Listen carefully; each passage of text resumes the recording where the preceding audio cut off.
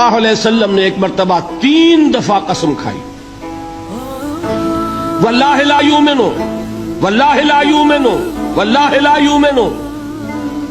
خدا کی قسم وہ شخص مومن نہیں، خدا کی قسم وہ شخص مومن نہیں، خدا کی قسم وہ شخص مومن نہیں۔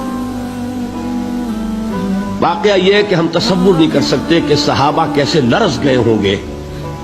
کانپ اٹھے ہوں گے، کون وہ بدبخت ہے، کون وہ شقی ہے جس کے بارے میں اللہ کے رسول 3 دفعہ قسم کھا کر فرما رہے ہیں کہ وہ صاحب ایمان نہیں۔ قیل من یا رسول اللہ،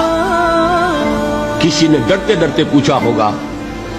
اے اللہ کے رسول کس کے بارے میں ارشاد فرما رہے ہیں؟ اب جواب سنیے، الذی لا یامن جارہ بوائقہ، وہ شخص کے جس کی ایذا رسانی کی وجہ سے، جس کی بدخلقی کی وجہ سے اس کا پڑوسی امن میں نہیں۔